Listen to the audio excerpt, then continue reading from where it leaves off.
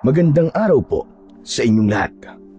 Sa araw po na ito ay isa na namang kwento ng pakikipagsapalaran at kababalaghan ang aking ihahatid sa inyo.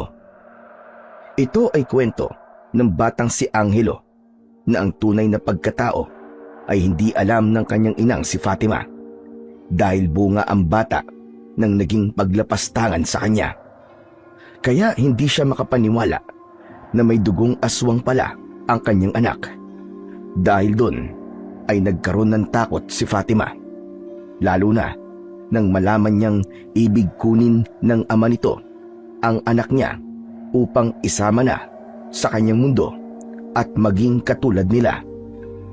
Paano po protektahan ni Fatima ang kanyang anak?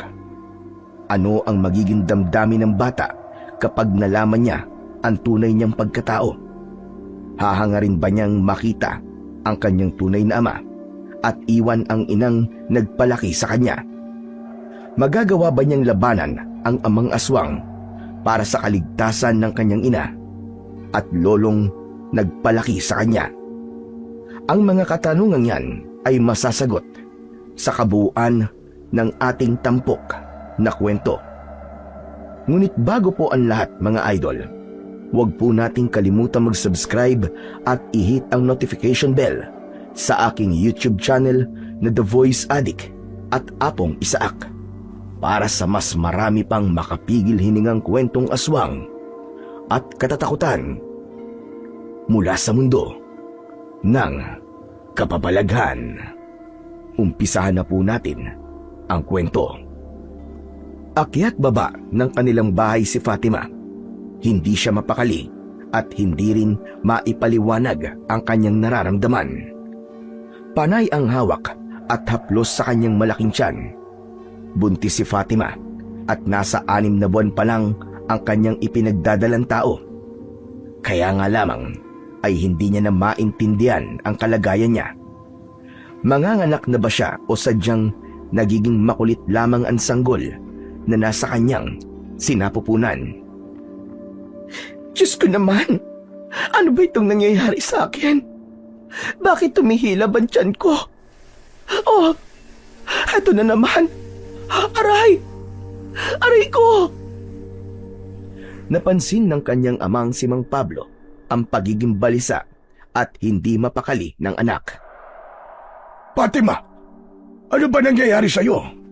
At kanina ka pa parang hindi mapaanak na pusa dyan. Ano bang nararamdaman mo? Hindi ko nga po alam, Itay. Biglang sumasakit po ang tiyan ko. Na para bang manganganak na yata ako. Hindi ka pa kabuanan. 6 na buwan pa lang yan Pero napansin niyo po siguro na napakabilis po ng paglaki ng tiyan ko, Tay. Ayan na naman ho. Sumasakit na naman, Itay. Mas lumalala na po ang sakit. Biglang napaupo si Fatima dahil sa matinding sakit na kanyang nararamdaman. Agad na nilapitan ng ama upang alalayan ang babae. Ba, manganganak ka na nga ba? Sinimulan na rin pagpawisan ng butil-butil si Fatima. Tila nanlalamig na rin ang mga kamay nito. Itay, hindi ko na po kaya. Sobrang sakit na ho ng tiyan ko. Itay! Dito ka na muna sa kama. Maiga ka na at ako'y tatawag lamang ng hilot na magpapaanak sa'yo. Inalalayan ni Mang Pablo ang anak. Pinaupo ito sa kama para maging komportable kahit papano. O siya anak, lalabas na muna ako. Hintayin mo ako at babalik ako kagad. Sa paglabas ni Mang Pablo ay ganoon na lang din ang kanyang pagtataka dahil ang kalangitan ay tila biglang kumulimlim na kanina lang ay maliwanag at maaraw. Ano ba nangyayari? Bakit biglang tinabingan ng makapal na ulap ang liwanag ng araw? Mukha tuloy parang bubuhos ang isang malakas na ulan. Pero hindi. Kailangan ko nang umalis para tumawag ng hilot na mag-aasikaso sa anak ko. Hindi nahadlangan ng nagbagong timpla ng panahon si Mang Pablo upang makahanap ng hilot. Pinuntahan niya ang kilalang hilot sa kabilang baryo, si Aling Juliana. Maigi na lamang at naroon siya sa kanyang bahay nang puntahan ni Mang Pablo. Agad namang sumama ang matandang babae upang matulungan sa panganganak si Fatima. Nang bumalik si Mang Pablo kasama ang hilot, ay hindi pa rin siya nanganganak. Subalit bakas na sa muka ang labis na hirap. Pawisan na rin ang buong muka ni Fatima. Inumpisahan ng kapain ng hilot ang tiyan ng babae at pinaire na rin upang mailabas na ang sanggol. Habang ipinapanganak ang sanggol ay tila nakikisama sa paghihirap na pinagdaraanan ni Fatima ang panahon. Sa bawat pag-ire ni Fatima ay sumasabay ang pagkulog at pagkidlat. Samantalang wala namang ulan, bagay na hindi rin kayang ipaliwanag ni Mang Pablo ng mga sandaling yon. Nang ganap nang maipanganak ang sanggol, ay napalitan na ng liwanag ang makulimlim na kalangitan. Tumigil na rin ang kasabay nun na kulog at kidlat. Dahil sa pangyayaring yon, ay nasabi ni Aling Juliana na noon lang nangyari ang ganon, na habang may pinapaanak siya, ay sumasabay ang pagkulog at kidlat. Bagay na hindi rin maunawaan ng hilot. Ang tanging naging sagot ni Mang Pablo ay maaaring nagkataon lamang ang bagay na yun. Isang sanggol na lalaki ang isinilang ni Fatima. Malusog ito at maamo ang muka ng sanggol. Kaya naman, tuwang-tuwa si Mang Pablo. Bago umalis ang hilot, ay naisipan din itong tanungin si Mang Pablo kung sino ba ang ama ng bata. Dahil nga dalawa lang sila sa bahay. Nagtatrabaho sa malayo ang asawa ni Fatima. Kung umuwi ay minsan lang, kaya wala rito ngayon. Yun ang naging tugon ni Mang Pablo sa hilot. Subalit wala yung katotohanan. Pagkatapos bigyan ng pera bilang kabayaran sa naging serbisyo nito, ay nagpaalam na ang matandang hilot. Tay, ba't ganun po ang sinabi niyo kay Aling Juliana? Ayos lang yun, anak. Pero, nagsinungaling po kayo sa kanya, Tay. Tama lang yun, para hindi na siya mag-usisa pa. Isa pa, wala tayong dapat ipaliwanag sa kahit na kanino tungkol sa buhay natin. Lalo na tungkol sa ama ng apo ko. Hayaan natin sila. Huwag natin payagang pag-usapan tayo. Kung sa bagay, saka lagi namang may sinasabi ang tao eh. Kaya wala tayong dapat ipaliwanag sa kanila. Tignan mo, nakakatuwang pagmasdan ng apo ko. Manang-mana sa kanyang lolo. Natawa na lamang si Fatima sa sinabi ni Mang Pablo. Alam niya na mamahalin ng kanyang ama ang kanyang anak dahil nagawa nitong tanggapin ang naging kalagayan niya. Kaya nga nagpapasalamat siya sa pagiging mabait at maunawain ni Mang Pablo.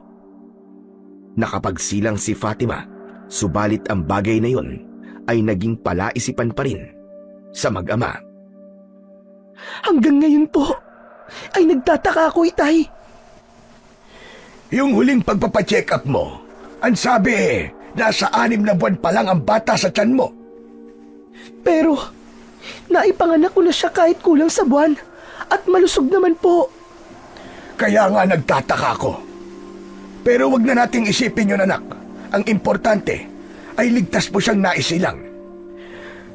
Maging sa'yo, walang nangyaring masama. Tama po kayo, Tay. Ay siya nga pala, ano bang gusto mong ipangalan sa aking apo? Ang gusto ko pong ipangalan sa kanya ay Angelo. Dahil siya po ang anghel ng buhay ko. Bilang pagsang-ayon, ay ngiti ang tanging naging tugon ni Mang Pablo sa kanyang anak. Gusto na rin niya ang napiling pangalan ni Fatima dahil ang nais din niya ay maging mabait at gaya ng isang anghel ang kanyang apo. Samantala, isang nakatagong lugar sa isang bayan mula sa tirahan ni na Fatima ay may 2 nilalang na kanina pa nakatingin sa kalangitan. Isang lalaking nasa edad 30 at matandang babae. Sila ay sina Lucito at Nana Gracia. Hindi ako maaaring magkamali. Isang bagay lang ang dahilan ng mga kulog at kidlat na yon kanina. Ibig sabihin lang, malapit nang matapos ang tag-init at magtatag-ulan na. Sa pangkaraniwang nila lang, yan ang agad na iisipin. Subalit sa katulad natin, hindi yun ang nais ipahiwatig, Luisito. Anong nais ipahiwatig na Grasya? Isinilang na siya, Sino? ang huling binhi mula sa ating lahi. Napakunot ang noo ni Luisito habang nakamasid kay Nana Gracia. Hindi niya ganong maintindihan ang sinabi ng matandang babaylan mula sa kanilang lipi. Wala ka bang naaalalang anuman, Luisito? Nana Grasya, may laman ang mga tanong mong yan. Dahil ikaw lamang ang makakasagot nito. Sabi mong isinilang na ang huling binhi ng ating lipi. Sa akin lamang magmumula ang binhi na yon. Kaya ka tinatanong kita, Luisito, kung wala kang naaalala. Hindi sumagot si Luisito, subalit may mga naglalaro sa isipan niya. Bagay na kailangan muna niyang tiyakin. Samantala, lumipas pa ang mga araw. Iba ang hatid na kasiyahan sa pagsisilang ni Fatima kay Angelo. Tuwang-tuwa din si Mang Pablo sa pagdating ng kanyang apo. Subalit may napapansin ang mag-ama sa sanggol. Itay, kakaiba si Angelo kaysa pangkaraniwang sanggol. Yun nga din ang nakikita ko, anak. Mabilis ang paglaki niya. 2 buwan pa lamang siya pero parang 6 na buwan na kagad. Pero nakakatuwa siya, hindi ba, anak? Opo, Itay. Kaya lang, hindi maalis sa akin ang hindi mag-alala. Basta ang importante ay masigla ang aking apo. Kung ano man ang dahilan ng pag-aalala mo, alisin mo yan sa iyong isipan. Anak mo si Angelo at apo ko siya. Yun ang isipin mo. Kung sa bagay, tama naman po kayo, Itay. Baka talagang nabiyayaan lang ng kakaibang katangian si Angelo. Biyaya yun sa atin ng Diyos. Di ba? Taong simbahan ka. Madalas ka nga roon at tumutulong pa kay Father. Natigil ka lang mula nung magbuntis ka. Gusto ko nga sanang bumalik sa paglilingkod sa simbahan, Tay. Kaya nga lang, nariyan na po si Angelo na dapat kong asikasuhin. Kaya hindi ko na po magawang bumalik pa para tumulong po sa simbahan. Maiintindihan ka naman ni Father, anak. Maging ng Diyos. Mas importante na masubaybayan mo ang anak mo. Kung sa bagay, tama po kayo, Itay. Saka, kapag nagkaisip na si Angelo, maaari din siyang maglingkod sa simbahan. Naisip ko na nga rin po yun. Maaari siyang maging isang sakristan. Tama ka, anak. Para mapalapit siya ng gusto sa Diyos. At siyempre, para mailayo natin sa paggawa ng kung anong kasalanan. Napangiti na lamang si Fatima. Yun naman talaga ang kanyang plano para sa kanyang anak. Dahil ang nais niya ay lumaking mabait na bata si Angelo at may takot sa Diyos. Siya nga pala, Fatima.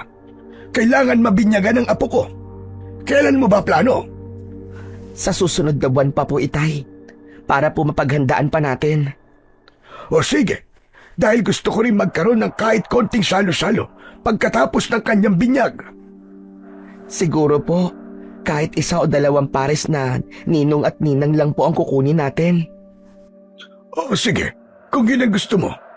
Yun na lang malalapit nating kaibigan na alam nating totoong magmamalasakit sa bata.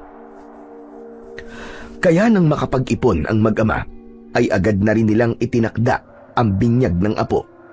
Subalit ng mismong araw ng binyag ay nagkaroon ng malakas na ulan at walang tigil.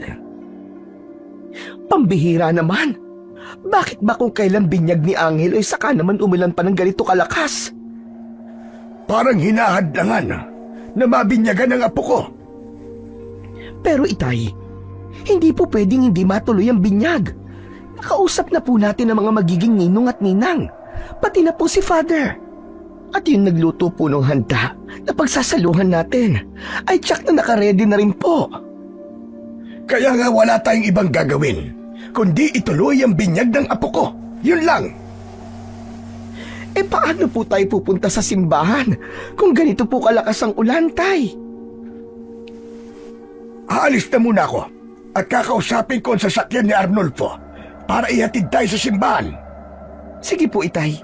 Sana naman po huminto na ang ulan para hindi tayo pare-parehong mahirapan. Nakagawa ng paraan si Mang Pablo upang makarating sila sa simbahan. Sa kabila ng malakas na ulan ay nakarating din ang mga magiging ninong at ninang. Hindi sila nagpahadlang sa masamang panahon, kaya labis ang pasasalamat ng mag-ama dahil hindi sila binigo ng mga taong kanilang inaasahan na darating. Nang magsimula na ang misa para sa pagbibinyag kay Angelo, ay nagkaroon naman ng iba pang aberya.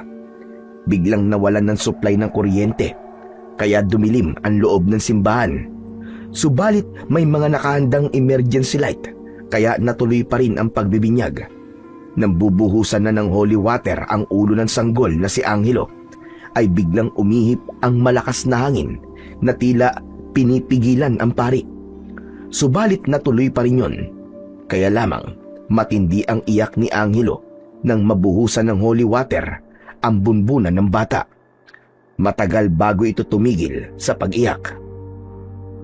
Hanggang sa natapos na ang pagbibinyag kay Angelo, hindi makapaniwala ang mga taong dumalo ng binyag sa biglang pagbabago ng panahon. Unti-unti nang humupa ang malakas na ulan. Nagsimulang sumikat ang araw, kaya naman laking pagtataka ang makikita sa muka ng mga taong galing sa simbahan. Pambihira! Parang pinaglalaruan tayo ng kalikasan. Oo nga po, Itay. Kanina po ay walang tigil ang malakas na buhos ng ulan. Tapos ngayon naman po biglang nawala. Fatima, ayokong mag-isip ng kung ano. Kaya lang, sadyang kakaiba ang mga nangyari. At nagsimula yon nung isilang si Angelo. Hindi ko nga rin po maintindihan, Itay. Anak, may dapat kang sabihin sa akin. Baka naman nahihiya ka lang o natatakot na ipagtapat yon. Itay, ano po bang ibig niyong sabihin? Tungkol sa tunay na ama ng anak mo. Natahimik si Fatima dahil ang totoo ay wala siyang sinabi sa kanyang ama tungkol sa ama ni Angelo. Dahil yun ang katotohanan, hindi niya alam. Lalong hindi niya kilala ang lalaking lumapastangan sa kanya. Ilang buwan na ang nakakalipas. Biglang bumalik yun sa alaala ni Fatima. Ginabi siya ng uwi ng pagkakataong yun. Galing siya sa simbahan, kaya lamang ay niyaya ng isang kakilala upang dumalo ng birthday party ng isang kaibigan. Pasado 11:00 na ng gabi nang matapos ang party. Hindi na siya pinauwi ng kaibigan at matulog na lamang daw siya sa bahay nila. Kaya lamang, hindi naman pumayag si Fatima. Alam kasi niya na mag-aalala ang kanyang ama, kaya nagpumilit pa rin siyang umuwi. Kaya lamang, habang naglalakad siya sa daan at natapat sa isang madilim at masukal na lugar ang kanyang dinadaanan, ay nakaramdam siya ng kung anong ingay. Kasunod ay ang mga yabag na sumusunod sa kanya. Ano ba yan? Ayaw akong tigilan. Nakasunod pa rin siya sa akin. Sino kaya siya? At anong kailangan niya? Binilisan na lamang ni Fatima ang kanyang paglalakad. Kaya lamang sa pagmamadali niya at sa kadiliman ng lugar, ay nakaapak siya ng isang bato na naging dahilan para siya ay mabuwal. Tumama ang kanyang ulo sa matigas na bagay. Kung ano man yun ay hindi na alam ni Fatima dahil nagdilim ang paningin niya at tuluyang nawalan ng malay. Wala na siyang maalala, kundi hanggang doon lamang. Nagising na lamang siya kinabukasan na nasa ibang kubo siya, malapit lang sa lugar kung saan siya nawalan ng malay. Maliwanag na ang paligid nun Kaya ibig lang sabihin ay magdamag siyang namalagi sa sirang kubo. Hindi niya alam kung paano siyang napunta ron.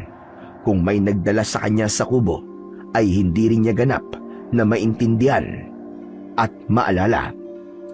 Nang magising siya, ay wala namang pagbabago sa kanyang kasuotan. Maayos pa rin ang kanyang suot na damit. Kaya lamang, iba ang pakiramdam niya. May masakit sa kanyang katawan. Napahawak siya sa kanyang bewang. Hindi siya komportable dahil sa kirot na nararamdaman niya. Napahawak siya sa kanyang hita hanggang sa kanyang harapan, sa maselang bahagi ng kanyang katawan. Naroon ang kirot na nararamdaman niya. Biglang natulala si Fatima. Kasunod nun ay ang pag-agos ng kanyang luha. Alam na niyang may hindi magandang nangyari sa kanya. May nakialam at lumapastangan sa kanya habang siya ay walang malay. May gumalaw sa kanya at pinagnasahan siya. Itinaas niya ang kanyang tuhod at paupong niyakap yun. Saka iginala ang paningin sa pag-aakalang nasa paligid lamang ang taong lumapastangan sa kanya. Subalit wala siyang nakitang anuman kahit anino nito. Nang mapatingin sa sahig ng kubo si Fatima, isang putol na kwintas ang kanyang nakita. May batong palawit ito na ang kulay ay matingkad na pula. Dinampot yun ni Fatima. Naisip niya na pagmamay-ari yun ng lalaking lumapastangan sa kanya. Ikiniyom ni Fatima ang kwintas sa kanyang palad at iniligay sa bulsa ng suot niyang damit. Nang makauwi siya sa bahay, hindi man lang niya kinausap ang amang si Mang Poldo nang makita sa may pinto ng bahay, kundi tuloy-tuloy siyang pumasok sa kanyang kwarto. Doon niya ibinuhos ang sama ng loob at bigat na nararamdaman. Wala siyang tigil sa pag-iyak.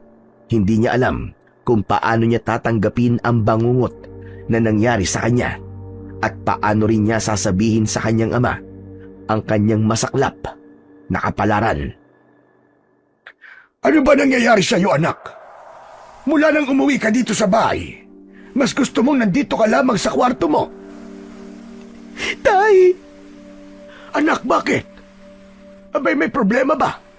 Kung ano man yon, anak, sabihin mo sa akin at makikinig ako sa iyo. Tay, paano na po ako ngayon? Hindi ko po alam ang gagawin ko. May masama pong nangyari sa akin. Ano ba yon? Pwede ba, Fatima? Diretsahin mo na nga ako. Itay, may sumalbahe po sa akin. Pinagsamantalahan po ko. Ano ka mo? Sinong hayop na yon? Magbabayad siya. Sabihin mo sa akin, Fatima, sino ang lalaking yon? Hindi ko po alam, Itay. Hindi ko po siya nakita. Hindi ko rin po nakilala. Nawalan po ako ng malay. At nang magising at magkamalay po ako, wala na.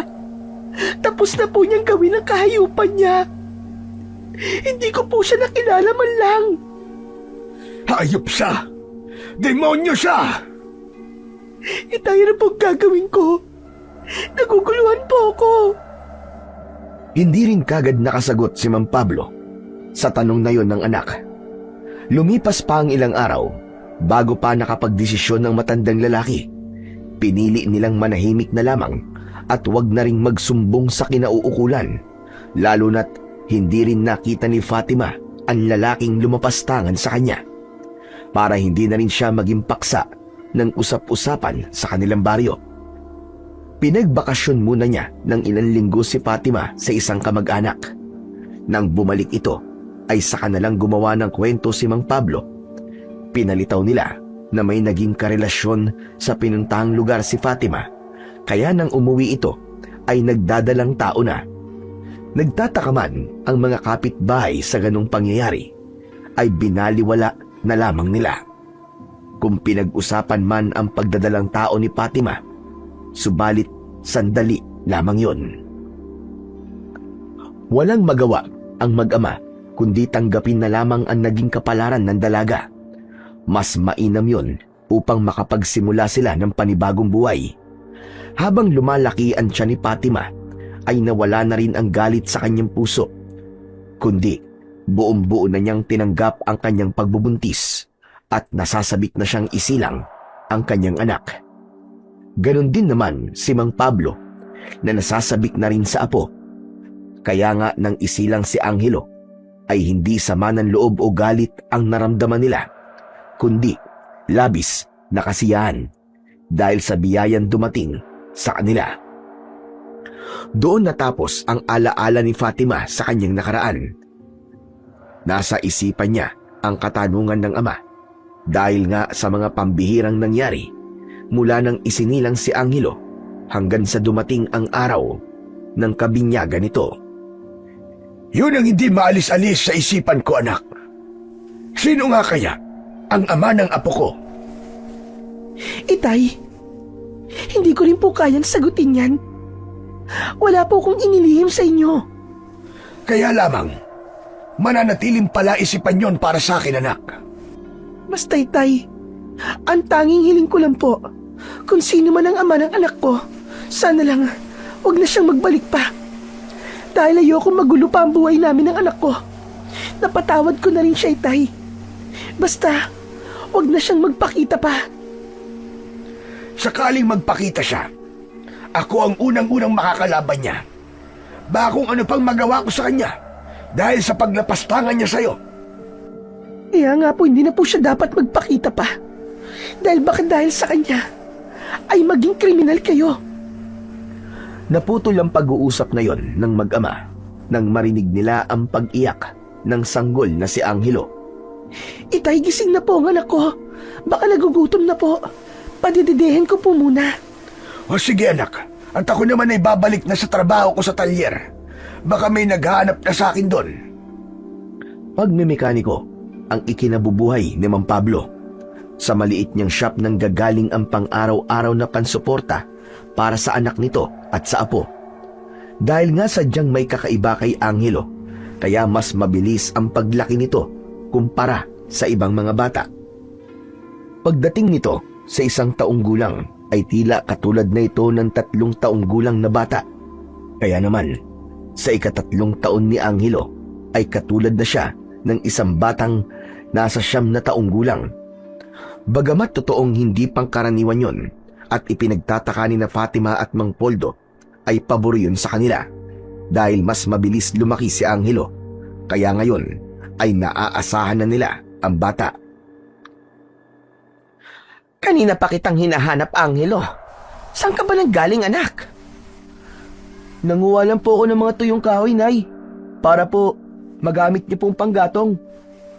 Buti naman at naisipan mong manguha ng mga tuyong kahoy. Opo, Nay. Saka madalas naman po ako sa kahoyan para makipaglaro po sa mga ibon. Kaya kumuha na rin po ako doon ng kahoy. Isinabay ko na po. Ano ka mo, anak? Nakikipaglaro ka sa mga ibon? Opo, mababait nga po sila sa akin, Nay. Naiintindihan mo ba ang mga huni nila, anak? Hindi po, Nay. Pero lumalapit po sila sa akin kapag tinatawag ko. Siguro po, nasanay na rin po sila sa akin, Nay. Dahil lagi po nila ako nakikita dun sa may kakahuyan. Tapos, itinuring na rin po nila akong kaibigan. Siguro nga, anak. Pero anak, mag-iingat ka ha kapag nandun ka sa kakahuyan. Bakit naman po? Baka mamaya may mabangis na hayop na biglang sumulpot doon at kung anong gawin sa'yo. Yun lang po ba, Nay?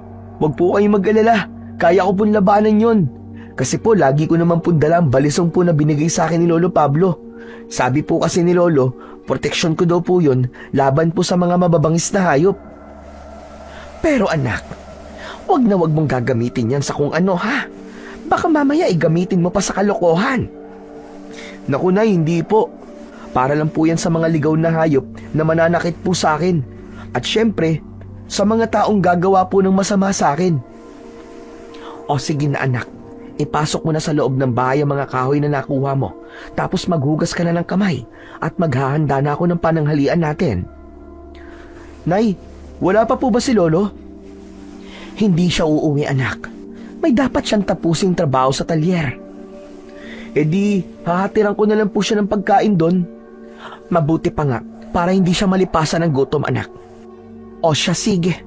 Maiging kumain na tayo para mahatiran mo na ng pagkain ng Lolo Pablo mo. Samantala, balikan natin ang lugar ni na Luisito at Nana Gracia. Umuungol na tila malalagutan ng hininga ang nananaginip na si Luisito. Luisito! Luisito, gumising ka! Gising, Luisito!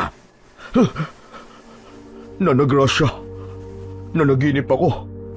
Kitang-kita ko po sa panaginip ko. Ang alin? Alin yun, Luisito? Ang huling binhi na sinasabi nyo. Natural lang na makita mo yon sa panaginip mo. Dahil sa'yo nang galing ang huling binhi ng ating lipi na siyang magpapatuloy ng malalakas na lahi ng aswang gabunan. Isang bata na nasa 10 taong gulang na ang nakita ko sa aking panaginip. Nakita mo ba ang itsura niya? Hindi. Malabo ang itsura niya sa aking panaginip. Pero naramdaman kong siya ang huling binhi ng ating lipi. Na siyang anak mo? Tama ho kayo. Anak ko nga siya, Nana Gracia.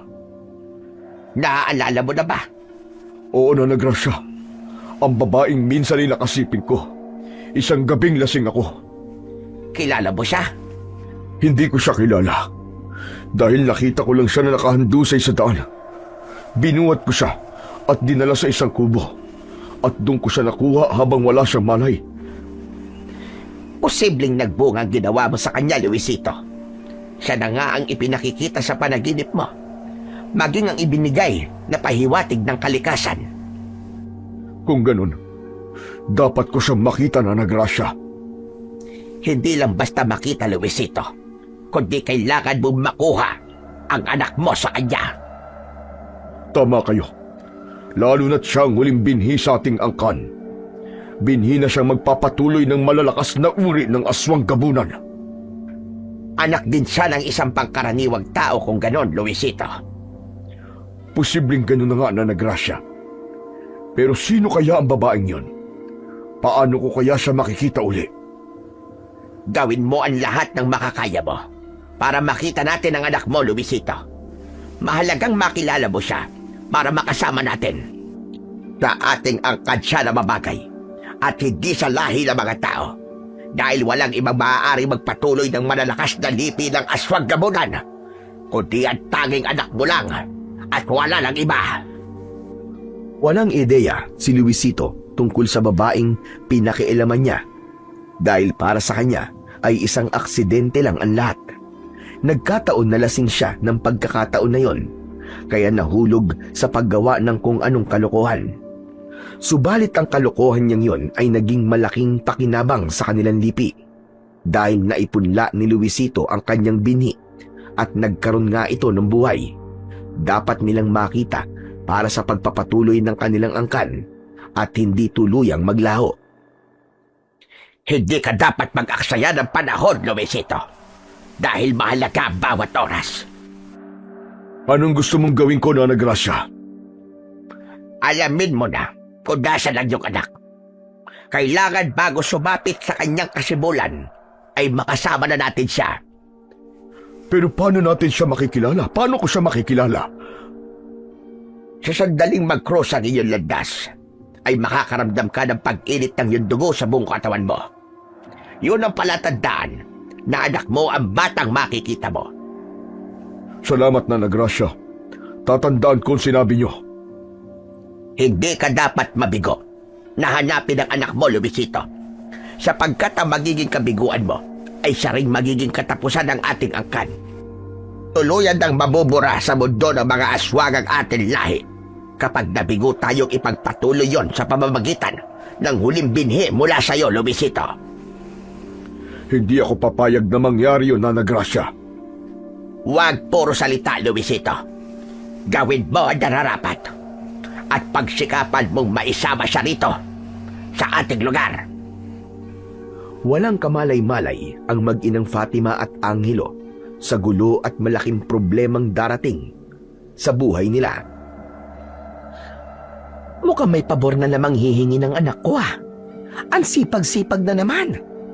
Pinatukan ng mga alagang manok ng Lolo Pablo niya. Naglinis pa ng bahay. At nagsalok na rin ng tubig sa poso. Ang galing niyo po talaga manghula, Nay. O siya, anak. Ano nga bang hihilingin mo? May kailangan ka ba? May ipapabili ka ba? Nay, wala naman po akong ipapabili sa inyo kundi magpapaalam po sana ako para maglaro po kami ni Kaloy dun po sa may pilapil. Baka masira ang tanim na palay doon, anak. Nay, wala na pong tanim na palay doon dahil kakatapos lang po ng anihan. Magpapalipad lang po sana kami ni Kaloy ng bulador. Bulador? Ano bang bulador ang sinasabi mo? Yun po kasi ang tawag ni Kaloy sa saranggola bulador. Kaya ginaya ko lang po. Bulador? Oo nga naman. O siya, sige. Payag na ako. Basta wag masyadong lalayo, ha? Opo, Nay. Sa ginawang pagpayag ni Fatima sa kanyang anak, ay masiglang tumakbo ito palayo. Makikipagsita siya sa kanyang kaibigan si Kaloy para magpalipad sila ng saranggola o bulador. Dumiretso na si Angelo sa may pilapil dahil alam niyang naroon na ang kanyang kaibigan. Tol! Tol, nandito na ako! Hoy, Tol! Kanina pa ako dito, ang tagal mo naman. Wow, grabe! Ang gara naman ng bulador mo, ang laki! Hehe, gawa to ng kuya ko Sabi niya, ako na lang daw ang gumamit. Ang astig naman yan. Saka teka, ano bang klaseng saranggola yan? Ba't ganyan? Parang halimaw. Ayos ba? Sadya yan. Ginawang parang manananggal na lumilipad ang pagkakagawa ng burador ko, Angelo. Ganon talaga. Pero parang nakakatakot naman yata yan kapag nasa ere na. Ano ka ba? Bulador lang to, no? Hindi to totoong manananggal. Ano, gusto mo subukan ng pagpapalipad dito? Pwede ba, Kaloy? Oo naman. Pwede, syempre. Basta ikaw. Sige nga, pasubok nga ako. Hawakan mo mabuti yung tali at ako maghahagis pa itaas ng saranggola para tangayin ng hangin. O ito, ihahagis ko na pagbilang ko ng 3 1, 2, 3. Hup! Hatak! Oo, ito na! Yan! Lumilipad na ang saranggola na manananggal! Ang galing, Kaloy! Ang astig! Hawakan mo maigi ang pisi para mas tumaas pa ang saranggola. Sige, ilarga mo ng ilarga tapos iikit mo. Ayos! Nakakatuwa talaga magpalipad ng saranggola. Tignan mo, Kaloy. Parang isang manananggal ang saranggola kapag nasa itaas na. O, di ba? Sabi ko na sa'yo, kakaiba ang saranggolang ginawa ng kuya ko Hindi lang nakakatuwang paglaruan, kundi parang nakakatakot din. Siguradong maraming matatakot kapag tumingala sila. Baka mapagkamalang manananggal na lumilipad doon sa saranggola natin. Hayaan mo sila. Bahala silang mag-isip ng kung ano, basta tayo, mag-i-enjoy tayo sa pagpapalipad ng bulador na kakaiba. Ipinagpatuloy ng 2 bata ang masayang pagpapalipad ng saranggola. Subalit, hindi lang sina Kaloy at Angelo ang naroon sa pilapil. May ibang mga bata rin ang nandoon na nagpapalipad. Samantala, ang lugar na yon ay siyang unang pinuntahan ni Luisito na inumpisahan na ang kanyang misyon. Doon siya naligaw para gawin ang ipinag-utos sa kanya ng punong babaylan sa kanilang liping aswang gabunan. Pinagmamasdan ni Luisito ang mga kabataang masayang nagpapalipad ng saranggola.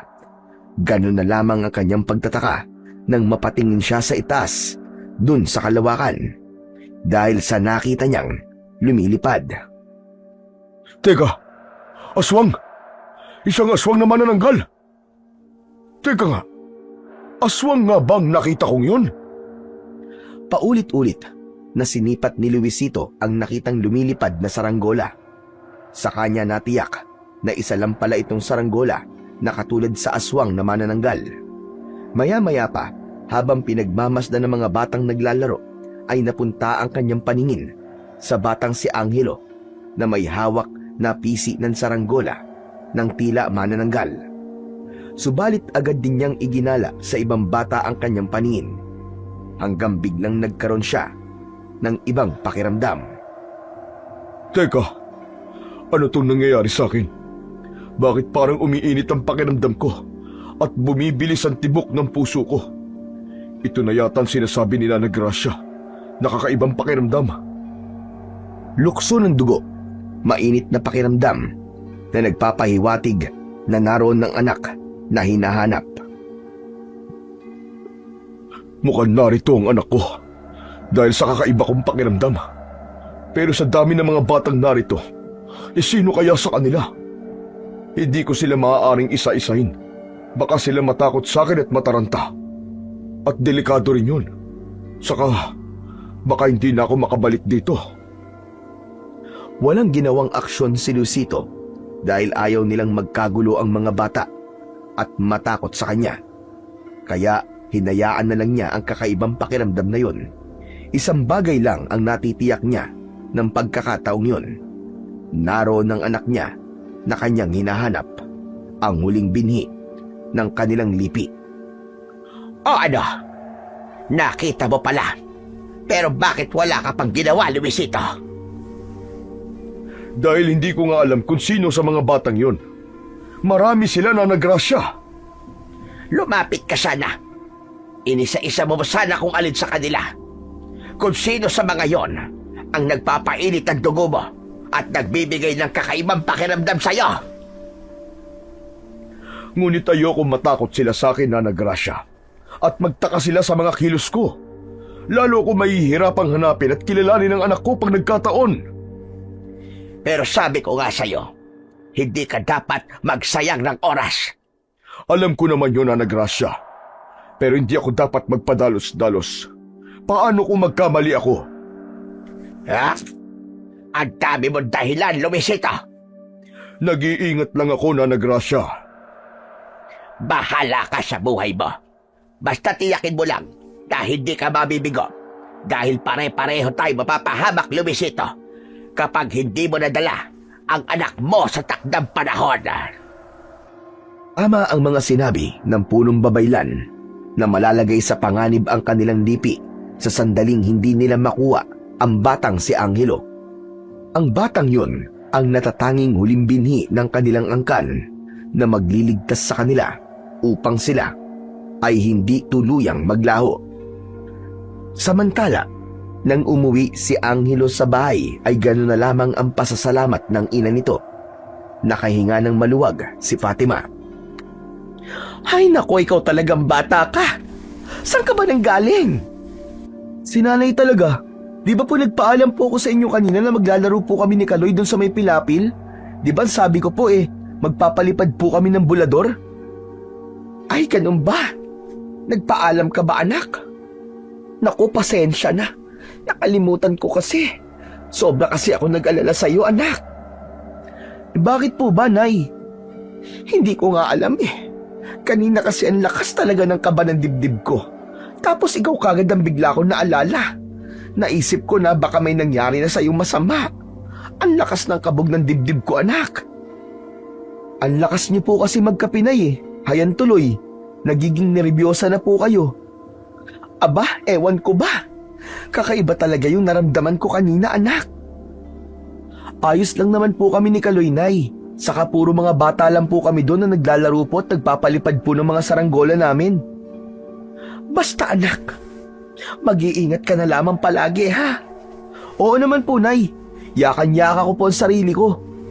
Hay nako, ikaw talagang bata ka. Opo, Nay, totoo po yun. Kaya wag po kayo masyadong mag-alala sa akin. Wag niyo po ako masyadong isipin. Hay nako, sige na nga. Oo na, naniniwala na ako sa iyo, anak.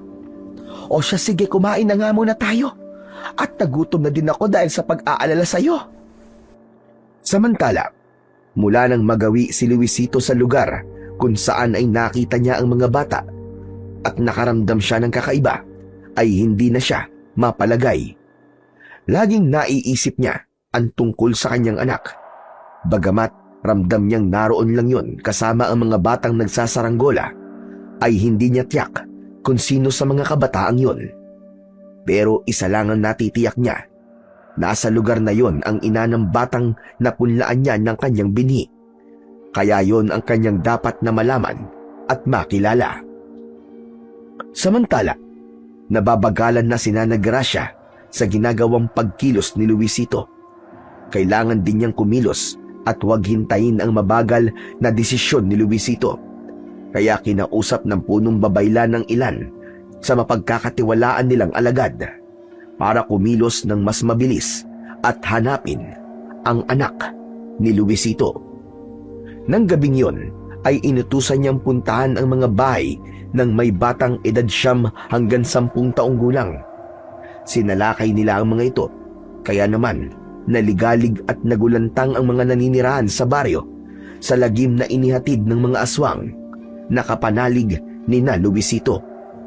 Subalit na natiling bigo ang mga ito, kaya lamang lumaganap na sa buong baryo ang dinalang gulo ng mga sumalakay na aswang. Talagang dapat tayo magpasalamat, Fatima. Pero tay, totoo po ba yung kumakalat na balita? Oo, dahil nakausap ko mismo ang ilan sa mga kababaryo natin na nakainkwentro ng mga aswang gabunan. Nagbalik na naman sila, itay. Ang buong akala ko ay wala na sila. Naganap na naglaho ang mga aswang na yon. Pero ngayon, nanggugulo na naman sila.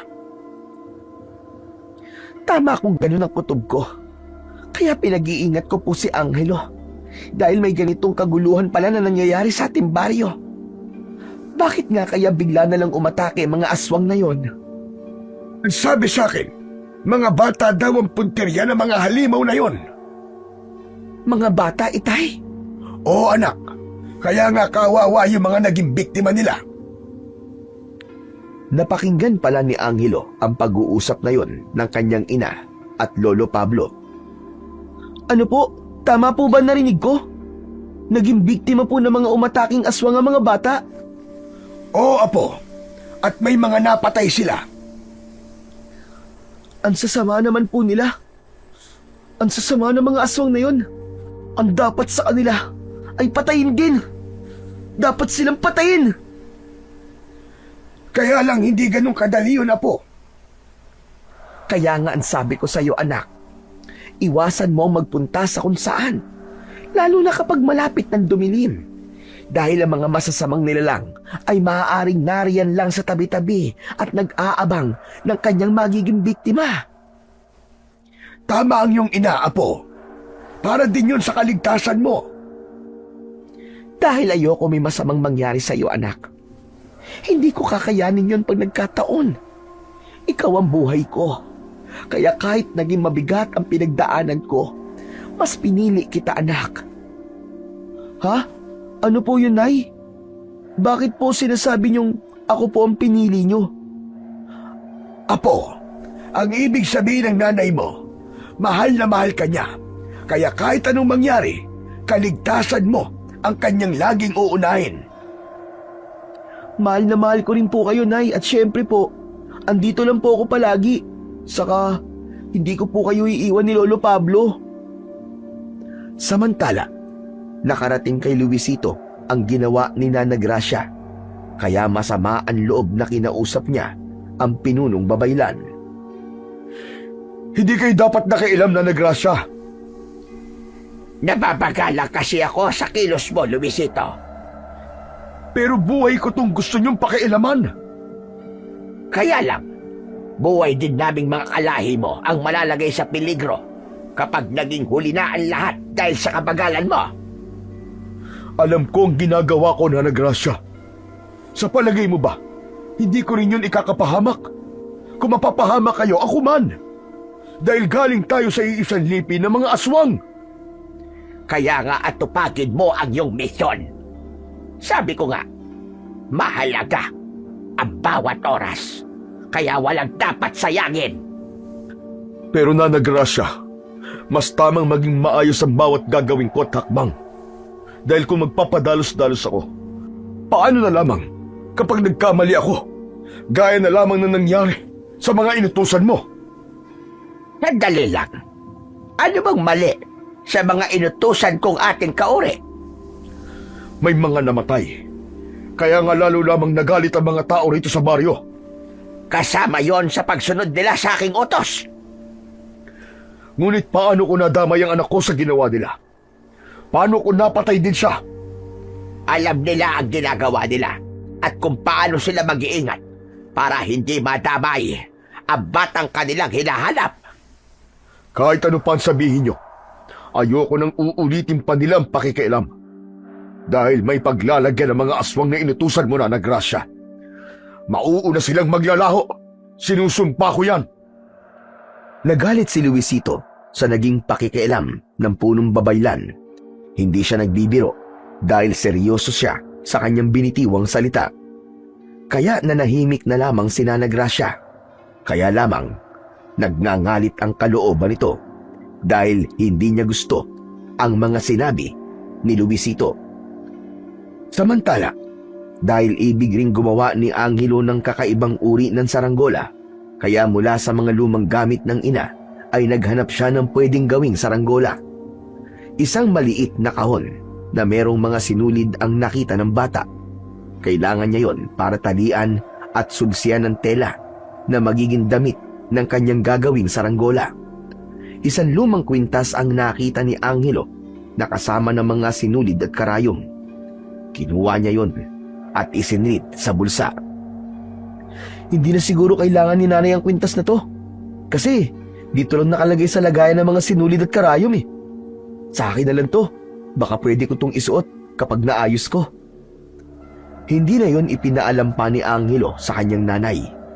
Lumabas na siya ng bahay upang magtungo sa tirahan ng kaibigang si Kaloy. Pambihira ka, Angelo. Tagal mo naman. Paano? Humanap pa kasi ako ng tele. Heto, may nakita ako. Pwede mo na akong tulungan para makagawa na rin ako ng saranggola ko. Kaya lang, hindi ko kaya gumawa ng ginawa ng pinsan ko na parang manananggal eh. Ayos lang yun, walang problema. Di gawin naman nating parang paru-paro, isang malaking paru-paro. Tapos, iba-iba ang kulay ng pakpak. O di ba maganda rin yun? Aba, ayos yun, Angelo ah. Oo, tama ka, maganda nga rin yun. Oh, heto yung tela oh. Saka yung sinulid na panali. Sinamahan ko na rin ng karayom, baka magamit din natin. Oh, teka. Ano pa ba yung hawak mo? Ha? Ito ba? Lumang kwintas lang to na nakita ko sa lagayan ng sinulid na gamit ni nanay. Patingin nga ako. Heto, tingnan mo. May palawit nga na batong kulay matingkad na pula eh. Kaya lang, putol na tong kwintas. Ayan oh. Oo nga no, putol na. Gusto mo sa'yo na lang? Di ba mahilig kang magsuot ng kwintas? Talaga? Bibigay mo sa akin? Oo, ayusin mo na lang. Pagdugtungin mo yung putol para maisuot mo. Uy, ayos. Salamat, Angelo ah. Tamang-tama. Magbe-birthday na ako sa susunod na linggo eh. Di, ito na lang ang pa-birthday mo sa akin. Hehe, salamat, Angelo. Sige. Di wala na akong utang sa'yo kasi may regalo na ako sa'yo eh. Nauna na. O sige, sige. Mamaya, aayusin ko to para maisuot ko na. Teka, di ba malapit ka na rin mag-birthday? Mag-11 years old ka na rin, di ba? Ewan ko, hindi ko nga matandaan kung ilang taon na ako eh. Kasi iba-iba ang sinasabi ni nanay. Kaya nga, naguguluhan ako eh. Halos magkasabayan tayong lumaki. Kaya kagaya ko, 11 ka na rin siguro. Saka, pareho tayo nasa grade 5 na, di ba? Siguro nga. Pero tatanungin ko na lang din si nanay kung mag-11 years old na ba ako. Ipinagpatuloy ng dalawang bata ang paggawa ng saranggola. Nang mapagod sila, ay nagpasyang ipagpatuloy na lang kinabukasan dahil kailangan na rin nilang umuwi sa kani-kanilang mga bahay. Dapit hapon na rin kasi nun at ang bilin ni Fatima kay Angelo ay huwag magpapaabot ng gabi sa kung saan sapagkat nag-aalala na maulit ang naging pag-atake ng mga aswang na ang pinunteriya ay ang mga kabataan. Nang makauwi na si Kaloy, ay agad niyang iniayos ang kwintas na ibinigay sa kanya ni Angelo. Pinagdugtong niya ang patid na bahagi ng kwintas at saka isinuot niya yon sa kanyang leeg. Tuwang-tuwa ang bata habang suot ang kwintas na ibinigay sa kanya ng kaibigan. Samantala, nang umuwi naman si Angelo ay nabanggit nito sa kanyang ina ang kwintas na nakita niya sa lagayan ng sinulid at karayom. Anong kwintas ang sinasabi mo, anak? Nakita ko po doon sa lagayan po ng sinulid, Nay. Nako, wala naman akong maalalang kwintas na sinasabi mo. Baka napulot ko lang yun at doon ko inilagay. Kinuha ko na po, Nay. O sige, ayos lang yun. Tiyak na wala namang halaga yun kaya doon ko inilagay. Baliwala kay Fatima ang kwintas na ibinigay ni Angelo kay Kaloy. Marahil, hindi na rin niya maalala kung anong kwintas yun at saan niya nakuha. Samantala, nagbalik si Luisito sa baryo upang alamin ang tungkol sa ina ng kanyang anak. Gusto niyang makakuha ng impormasyon, kaya lamang nagulat siya dahil nagkakagulo ang mga tao sa lugar na kanyang pinuntahan. Sinalubong niya ang isang taong takot na tumatakbo. Sandali. Ano ba nangyayari? Bakit tila nagkakagulo ang mga tao, Manong? May aswang! May umataking aswang dito sa baryo! Ano, aswang? Oo, kahit araw na araw, nagawa niyang umatake dito. Kaya, kung gusto pa mabuhay, ay tumakbo ka na rin, Amang! At baka mapahama ka pa! Takot na tumakbong papalayo ang lalaking nakausap ni Luisito. Pagtataka naman ang nasa isipan niya dahil nakapag-usap na sila ni Nana Gracia tungkol sa pagpapadala ng aswang sa lugar na yon upang hanapin ang kanyang anak. Mukhang hindi na naman ako pinakinggan ni Nana Gracia. May sarili na naman siyang desisyon. Pinangunahan niya ang ibig kong mangyari. May galit na pinuntahan ni Luisito ang lugar kung saan ay naroon ng kinatatakutang aswang ng mga tao sa baryo. Subalit ganun na lamang ang pagtataka niya dahil hindi nila kauri ang aswang na nanggugulo at nagdala ng lagim sa lugar na yon. Ibang uri siya ng aswang. Isa siyang aswang hanagob. Bakit nandito sa lugar na to ang katulad niya? At anong kailangan niya rito? Hindi papayag si Luisito na guluhin ng aswang hanagob ang lugar na yon. Lalong hindi niya hahayaang merong mabiktima ito at mapahamak ang kanyang hinahanap na anak. Kaya naman, nagkubli si Luisito sa isang masukal na lugar. Doon ay nagbago ang kanyang anyo. Naging isang aswang gabunan siya. Kailangan niyang harapin ng aswang na nanggugulo sa lugar na yon.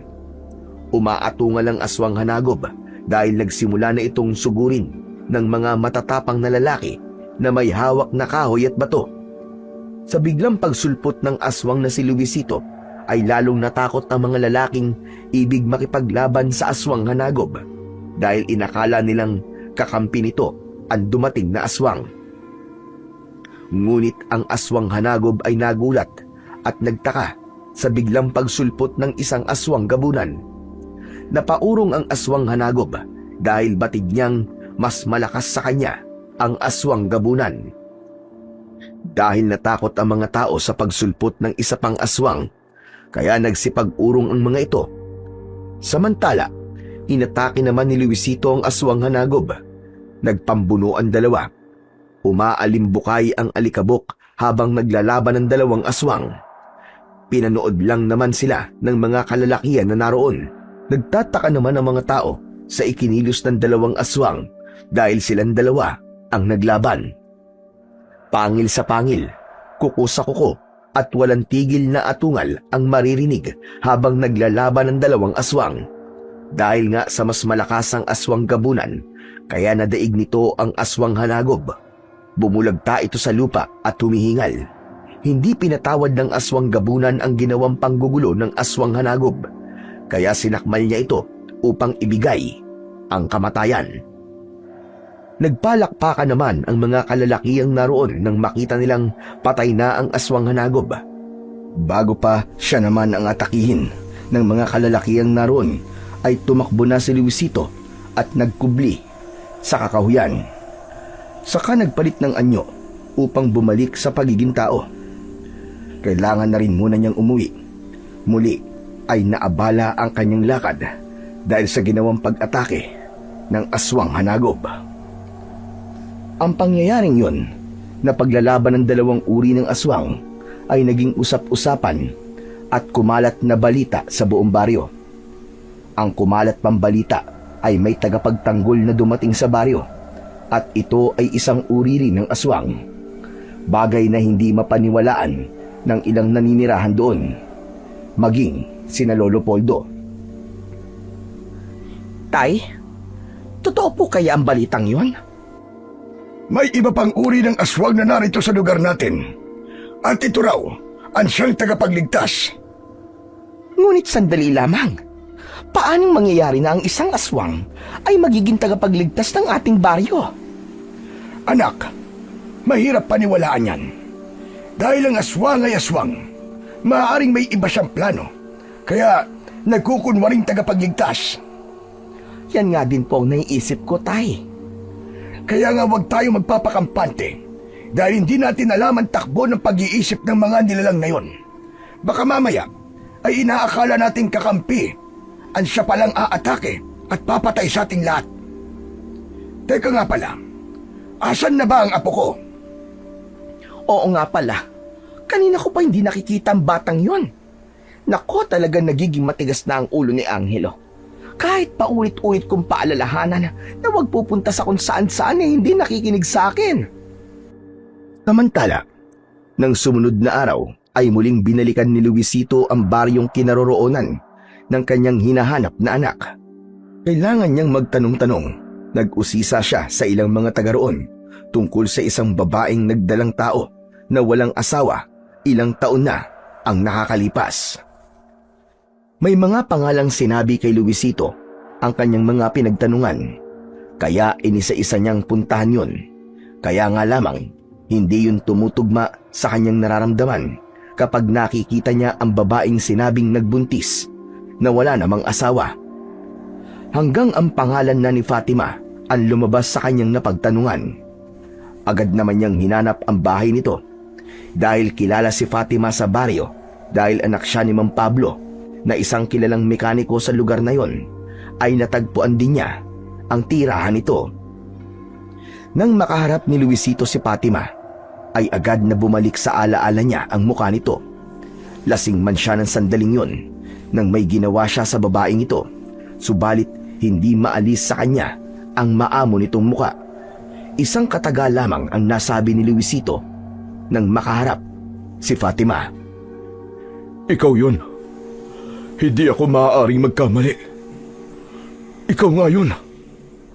Teka, anong sabi niyo, Amang? Ako yun? Anong ako? Kwan, ikaw nga yun.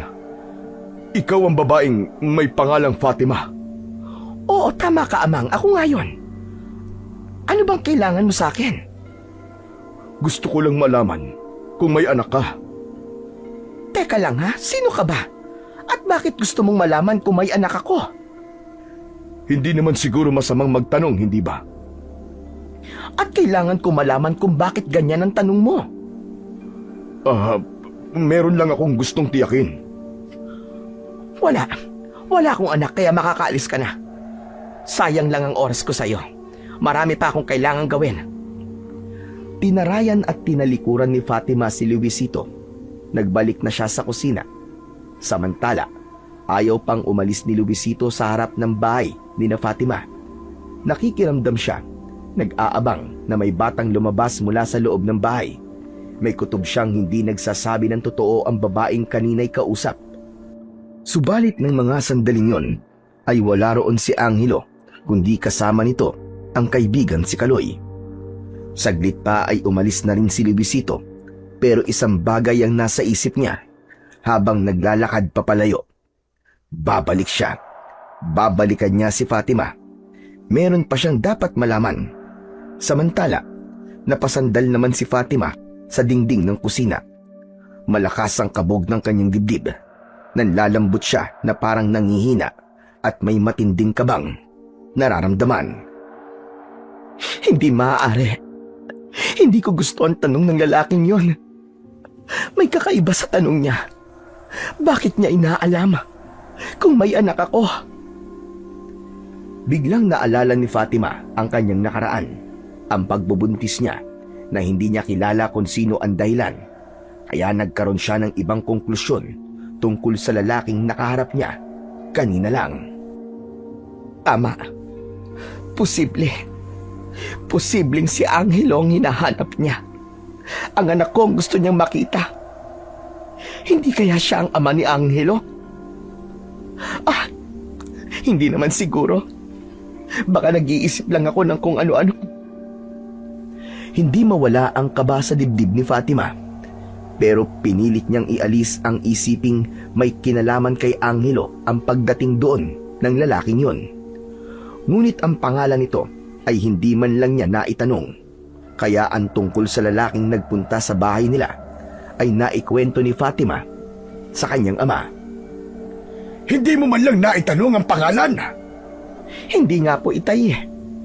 Naunahan po kasi ako ng kaba. Lalo na nang tanungin niya kung meron ba akong anak. Iniisip mo bang siya ang ama ng anak mo? Ewan ko po, Tay. Pero posible yun. Dapat palang makita ko ang lalaking yon. Kapag napatunayan kong siya nga ang ama ng aking apo, hindi ako magdadalawang isip na saktan siya. Sisingilin natin siya sa malaking kasalanan niya sa'yo. Pero Tay, ang iniisip ko po ngayon, paano ko malaman ni Angelo? Hindi niya dapat malaman.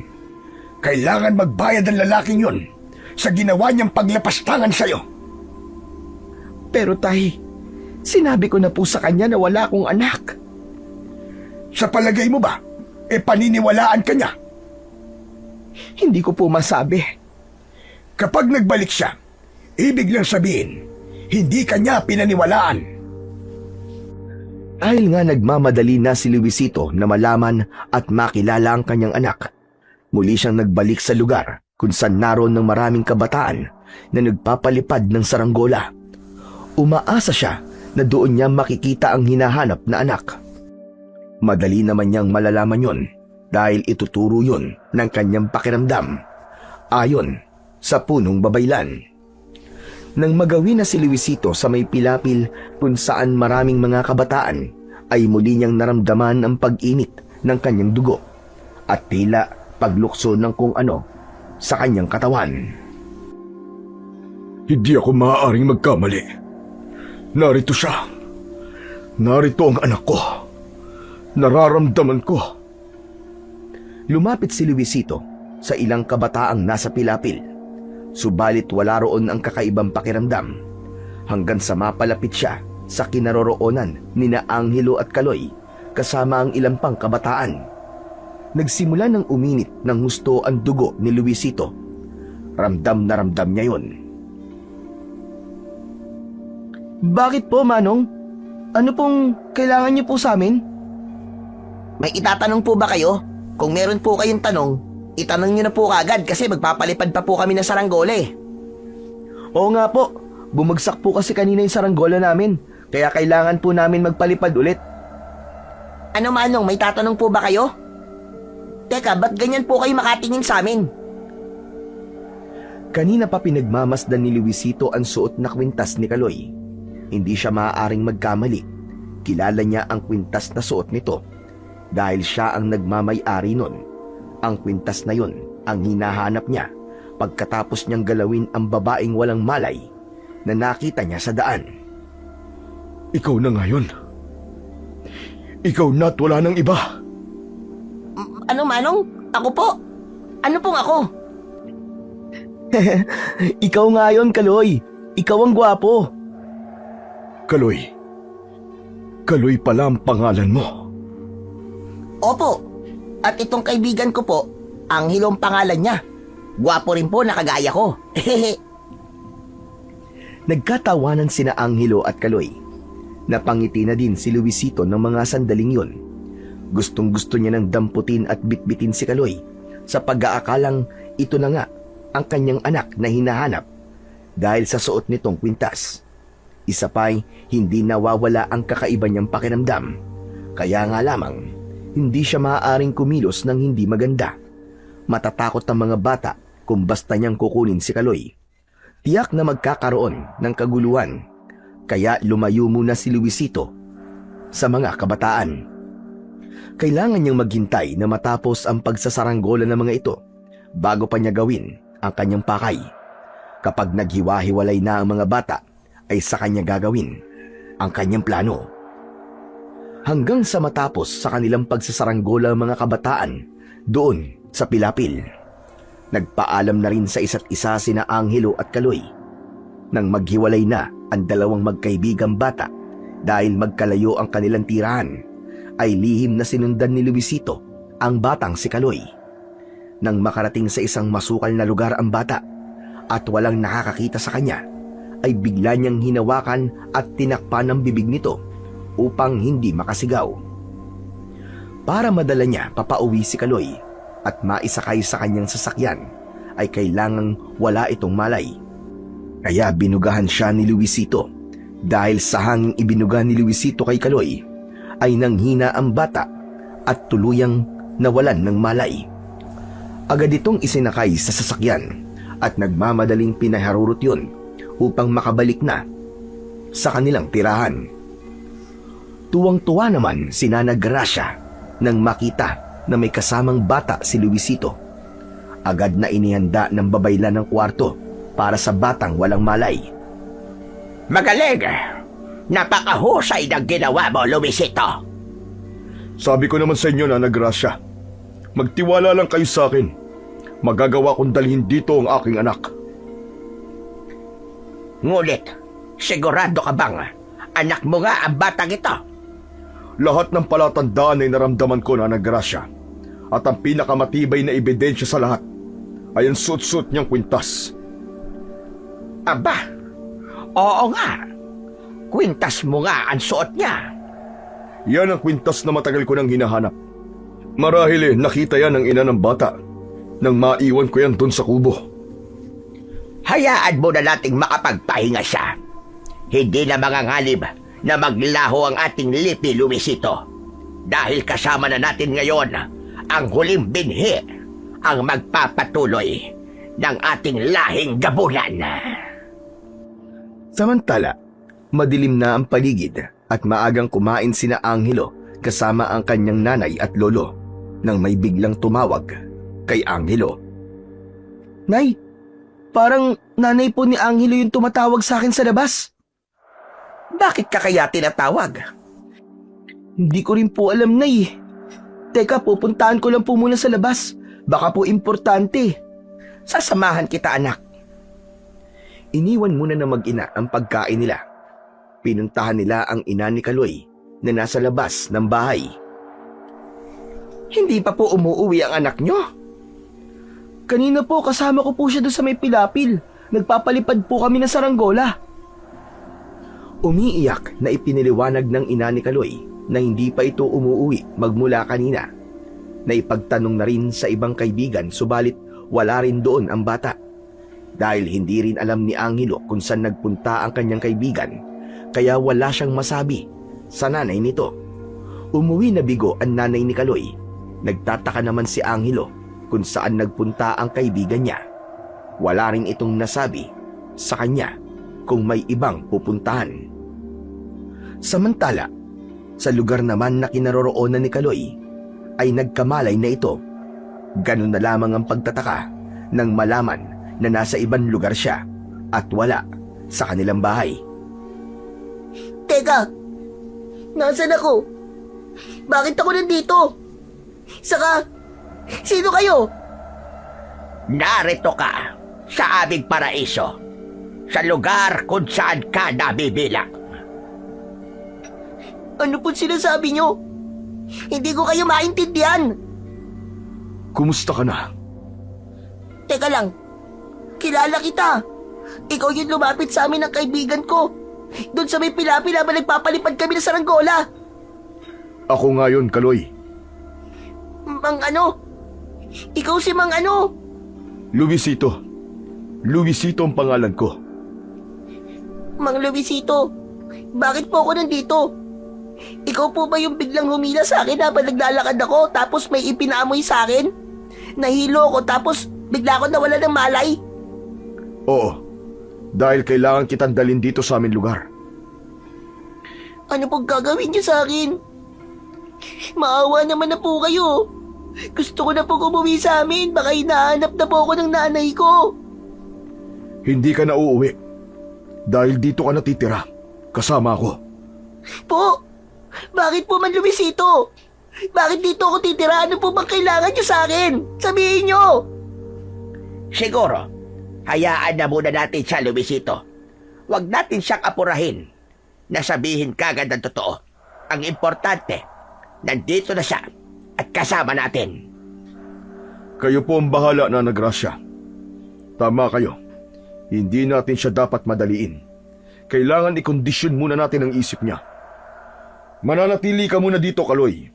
Kung may kailangan katawagin mo lang ako. O kaya naman ay si Nana Gracia. Iniwan na muna ni na Luisito at Nana Gracia si Kaloy sa loob ng kwarto.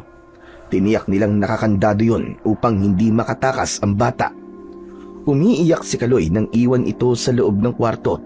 Hindi pa rin ganap na maunawaan ng bata kung bakit siya kinuha at ano ba ang gagawin sa kanya.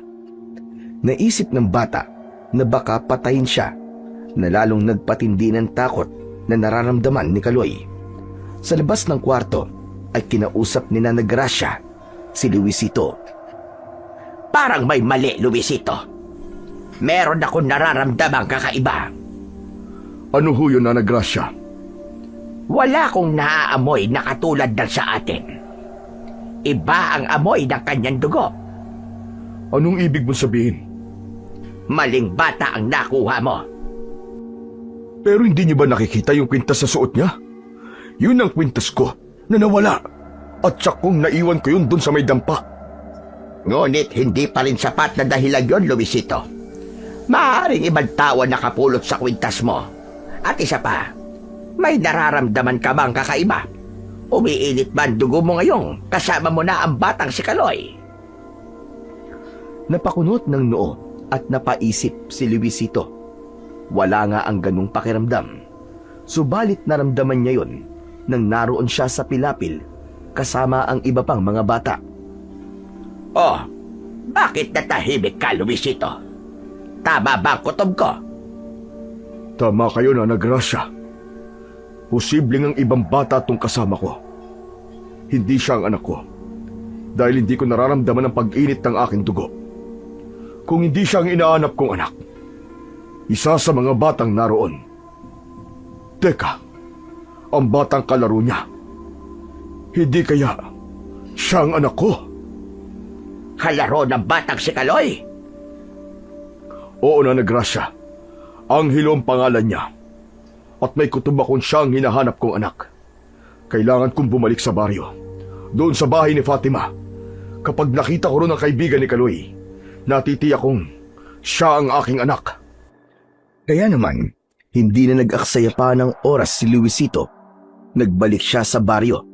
Babalik siya sa bahay ni Fatima na nagsabing wala siyang anak. Dapat niyang malaman ang totoo, lalo na't maling bata ang kanyang nakuha. May ilang metro bago ang bahay ni na Fatima. Huminto muna si Luisito. Sa kanyang kinaroroonan ay natatanaw niya si Mang Pablo na inaayos ang mga kahoy na panggatong sa harap ng bahay. Maya-maya pa ay nakita rin niya na lumapit ang isang bata, si Angelo. Kaya gano'n na lamang ang pagkamangha ni Luisito. Siya nga si Angelo. Siya ang batang kasama ni Kaloy na nagpapalipad ng saranggola. Teka, nag-iiba ang pakiramdam ko. Umiinit ang dugo ko. At may kung anong kabog sa dibdib akong nararamdaman nang makita ko si Angelo. Siya nga. Hindi ako maaaring magkamali. Siya na nga ang anak ko. Subalit na malagi lamang si Luisito sa kanyang kinaroroonan.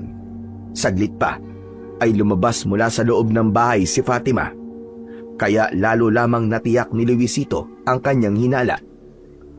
Si Fatima na nga ang babaeng nagalaw niya noon at ang batang si Angelo ang naging bunga ng kanyang ginawa. Dahil hindi naman kalayuan ang puno na pinagkukublihan ni Luisito, hindi sinasadya ay napagawi ang paningin ni Fatima sa lugar na kinaroroonan nito.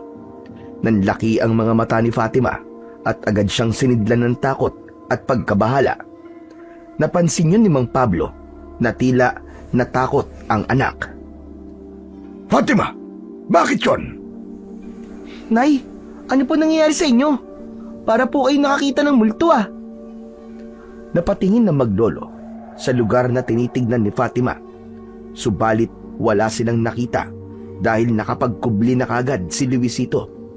Agad na hinawakan ni Fatima ang kamay ng anak at hinila yon papasok ng bahay. Nagtataka si Angelo, subalit hinayaan niyang hilahin siya ng kanyang ina papasok. Nagtataka rin si Mang Pablo na sumunod na lamang sa mag-ina. Kaya ng gabing yon, nakita ni Mang Pablo ang anak na hindi makatulog. Nag-aalala ang matanda na kinausap ang kanyang anak. Inalam kung ano bang nangyari dito, kung bakit tila meron itong kinakatakutan. Nakita ko na naman po siya, itay. Sino? Yung lalaking nagpunta rito at nagtanong sa akin kung meron akong anak. Nasabi ko sa kanya na wala. Kaya lamang nagbalik na naman siya at nakita niya ako kanina kasama natin si Angelo. Alam na niya, itay, na meron akong anak. Siya ba ang pinaghihinalaan mong may masamang ginawa sa'yo? Opo, itay. Malamang may kutob na siyang si Angelo na gimbunga ng ginawa niyang pangahati sa akin. Kung nabalik siya para kunin ang apo ko, hindi maaari yun. Hindi niya makukuha si Angelo. Dadaan na muna siya sa ibabaw ng aking bangkay bago niya makuha ang aking apo. Walang kamalay-malay sina Fatima at Mang Pablo na papalapit na sa kanila si Angelo na nagising pala. Narinig ang kanilang pag-uusap. Lolo Pablo, Nanay, ano po, may kukuha po sa akin? Sino pong kukuha sa akin at bakit po ako kukunin? Angelo, anak, narinig mo ba ang lahat ng pinag-usapan namin ng lolo mo?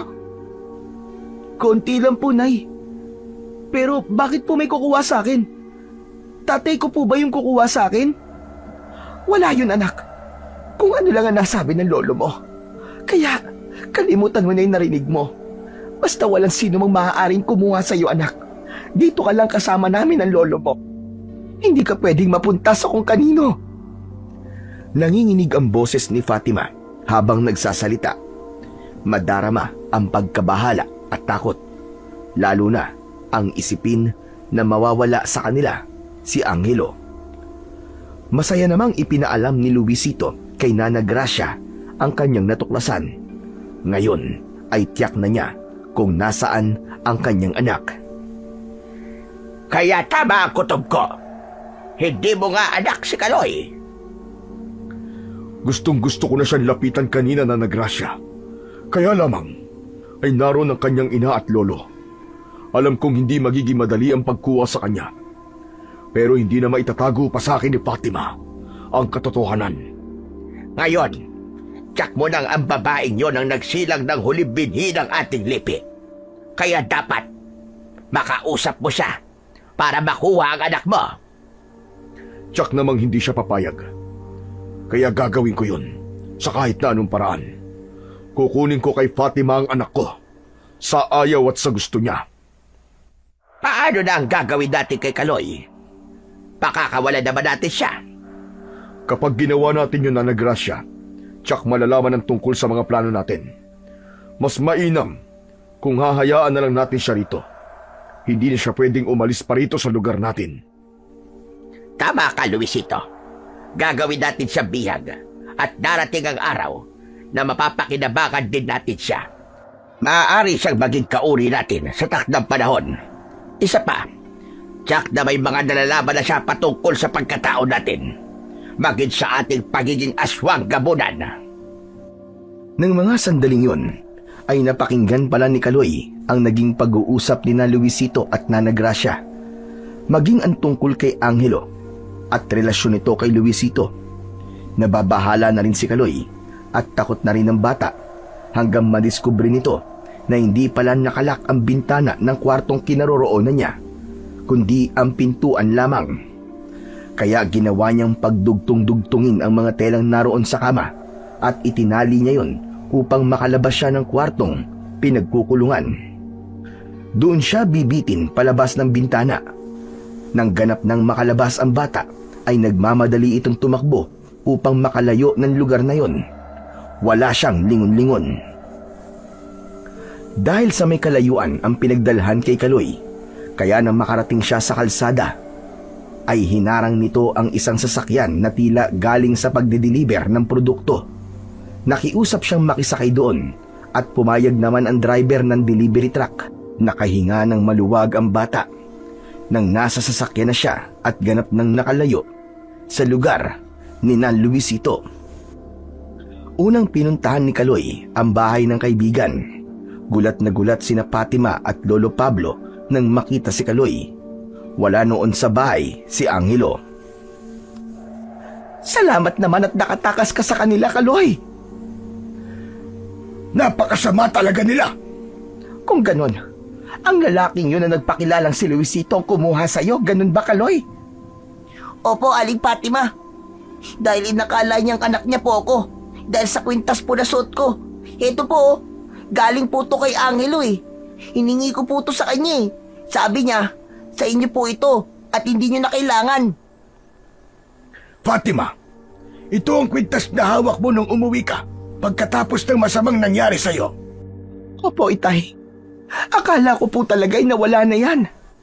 Nailagay ko pala sa lalagyan ng sinulid kung saan nakita ni Angelo. Tapos ay ibinigay po niya kay Kaloy. Pasensya na po kayo, Aling Fatima, kung hiningi ko po to kay Angelo. Okay lang yun, Kaloy. Naiintindihan kita. Aling Fatima, Lolo Pablo, kukunin po ni Mang Luisito si Angelo dahil anak daw niya ang kaibigan ko, saka sa ilang araw po na pala natili ko doon. Meron pa po ako nalaman eh. Hindi nga po ako makapaniwala. Ano yon, Kaloy? Hindi po sila pangkaraniwan tao. May lahing aswang sila. Aswang gabunan po ang tawag sa kanila. Yun po mga narinig ko. Kaya ibig nilang kunin si Angelo dahil siya raw po ang huling binhi ng kanilang angkan na siyang tagapagmana at magpapatuloy ng kanilang lahi. Totoo ba ang sinasabi mo, Kaloy? Opo, Aling Fatima. Narinig ko po yun sa pag-uusap nila ng matandang babae kasama ni Mang Luisito. Aswang po sila. Kaya delikado po tayo sa kanila. Pagkatapos sabihin ni Kaloy ang mga kailangang malaman ni na Fatima at Mang Pablo, ay umuwi na siya ng kanilang bahay. Subalit binilinan ito na dapat mag-ingat at wag na munang lalabas para sa kanyang kaligtasan. Nang gabi ring yun ay naghanda si Luisito upang puntahan ang lugar ni na Fatima. Kukunin niya na ang kanyang anak na si Angelo upang isama ito sa kahit na anumang paraan. Hindi niya na kailangan ng anumang pakiusap, lalo na't kinakapos na rin sila ng panahon. Kung dati ang plano ay gawin yon sa maayos na paraan, ngayon ay kukunin niya na ang bata ng sapilitan at sa marahas na paraan. Tahimik ang gabi. Ang liwanag ng buwan ay tumatanglaw sa kabuuan ng baryo. Mahimbing na natutulog ang mga kapitbahay ni na Fatima, samantalang siya ay kanina pa balisa at hindi mapakali. Katabi ni Mang Pablo ang apong si Angelo at kanina pa sila kapwa nahihimbing. Pabiling-biling sa kanyang pagkakahiga si Fatima. Pinakikiramdaman ang bawat ingay na maririnig mula sa labas ng kanilang bahay.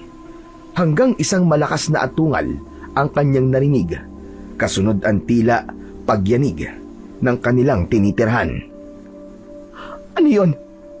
Lindol ba yun? Yumayanig ang bahay namin! Malakas ang naging pagyanig at bigla itong huminto. Napabangon si Fatima at napasilip sa bintana dahil sa ingay na kanyang naririnig. Nakita niya roon ang isang anino, nakatingin sa kanilang bahay. May kadiliman ang kinaroroonan ng nilalang na nasa labas. Subalit saglit na lumakad ito at ang mga muka ay natanglawan ng maliwanag na sikat ng buwan. Nangilabot at agad na kinabahan si Aling Fatima nang makilala ang may-ari ng aninong nakita niya. Andito siya! Si Luisito! Siyang lalaking nasa labas! Sinasabi ko na nga ba, may gagawin siya. Dahil alam na niyang anak niya si Angelo. Tama nga ang sinabi ni Kaloy. Kukunin niya ang anak ko. Nakadama ng pagkataranta si Aling Fatima. Hindi niya alam ang kanyang gagawin. Kailangan niyang gisingin ang kanyang ama para matulungan siya nito. Subalit bago pa gisingin ni Fatima si Mang Pablo, ay nakita niya na itong papalapit sa kanya. Ano nangyari, anak? Nakaramdam ako kanina ng pagyanig, kaya ako nagising. Lumindol ba? Tay, may mga umuga po ng bahay natin. Andito siya, Tay. Ang ama ni Angelo. Ang aswang? Opo, Itay. At tinitiyak kong kukunin niya na po ang anak ko. Hindi mangyayari yun. Huwag ka mag-alala. Akong bahala, anak. Ako ang haharap sa kanya. Pero, Tay, isa po siyang aswang. May paraan para harapin siya, anak. Ngayon ko muling magagamit ang matagal ko nang itinatago, Fatima. Ano yun, Tay? Ano po ang tinatago niyo? Ang medalyon, anak. Ang medalyon nakakalimutan ko na sana. Dahil yun ang pakiusap sa akin ng nasira mong ina bago siya mamatay. Yung kasi ang naging dahilan ng kamatayan niya. Ayokong ikaw man ay madamay at matulad sa kanyang sinapit. Kaya matagal ko nang itinago yon at hindi na pinagtangkampang gamitin muli. Kaya lamang sa pagkakataong ito ay kailangan ilabas ko yon. Kung yun lamang ang maaaring magligtas sa atin para hindi makuha ng aswang na yan ang aking apo. Gawin niyo po, Itay, kung ano pong makakabuti at makakapagligtas sa atin. Gawin niyo po ang lahat. Iligtas niyo po ang anak ko. Pagkasabi nun ni Fatima, ay lumabas ng bahay si Mang Pablo. Dumaan siya sa likod ng bahay, dun sa may kusina, kung saan naroon ang lugar na pinagbaunan niya sa agimat na kanyang sinasabi. Samantala, pagkalabas ng matanda, ay sapilitang binuksan ni Luisito ang bintana ng bahay, kaya nakapasok ito sa loob. Kumusta ka na, Fatima? Akala mo yata'y napaniwala mo na ako na wala kang anak. Narito ko para kunin ang anak ko. Sino ka na basta na lamang darating dito at kukunin ang anak ko? Anak ko lang siya. At wala kang karapatan na angkinin siya. Hindi mo maaaring ipagkaila yun sa akin. Dahil nararamdaman ko yun, Fatima. Kailangan ko ang anak natin. Dahil siya magpapatuloy ng aming lipi. Hindi mo siya makukuha. Akin lang si Angelo.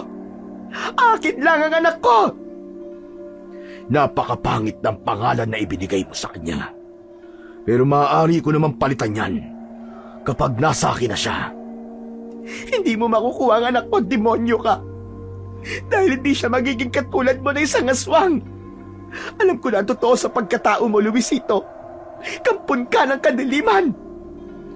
Anak ko si Angelo. Kaya nananalaytay sa mga ugat niya ang pagiging aswang. Marahil hindi pa yung lumalabas sa kanya ngayon. Dahil hindi pa siya dumarating sa takdang edad na 12 anyos. Pero pagtungtong niya roon, magkakaroon ng bisa sa kanya ang pagiging aswang. Hindi mangyayari yon. Dahil ako ang hahadlang, pipigilan ko yon. Naniniwala akong walang imposible sa kayang gawin ng ating Panginoon na siyang pinakamakapangyarihan sa lahat. Ayokong marinig ang sinasabi mong yan. Dahil mas tamang sa aking Panginoon siya maglingkod. Hindi sa kinikilala mong walang silbi. Hangal ka, Luisito. Hindi ko papayagang maging masama ang anak ko. Kaya umalis ka na. At huwag mo na kaming guluhin pa. Aalis lamang ako na kasama ang anak ko. Pero kung magiging hadlang ka, hindi ako magdadalawang isip na patayin ka. Huwag mo akong sakalin. Bitiwan mo ang leg ko. Hindi ako makahinga, hayop ka. Halimaw ka. Malaki ang atraso mo sa akin. Ikaw ang dapat na mamatay. Mamatay ka. Dahil sa nangyayaring ingay ay nagising si Angelo. Kaya ganun na lamang ang kanyang gulat at pagtataka nang makita na may lalaking sumasakal sa kanyang ina. Nakilala niya si Luisito. Ito ang lalaking nakita nila ni Kaloy sa may pilapil habang nagpapalipad sila ng saranggola. Bitiwan mo ang nanay ko! Anong ginagawa mo sa kanya? Angelo, anak. Umalis ka rito. Huwag ka lalapit. Umalis ka. Takbo, anak. Pabayaan mo ako. Hindi, Nay. Hindi ako aalis dito. Baka kung anong gawin sa'yo ng lalaking yan. Wala akong gagawin sa'yo, Angelo. Ang gusto ko lang ay isama ka sa mundo ko kung saan nababagay ka upang ipagpatuloy ang ating lahi. Dahil ako ang iyong ama, alam ko nasasabik ka sa isang ama, Angelo. Hindi ako naniniwala. Kung ikaw ang ama ko, bakit sinasaktan mo si nanay? Dahil ayaw niyang magkasama tayo.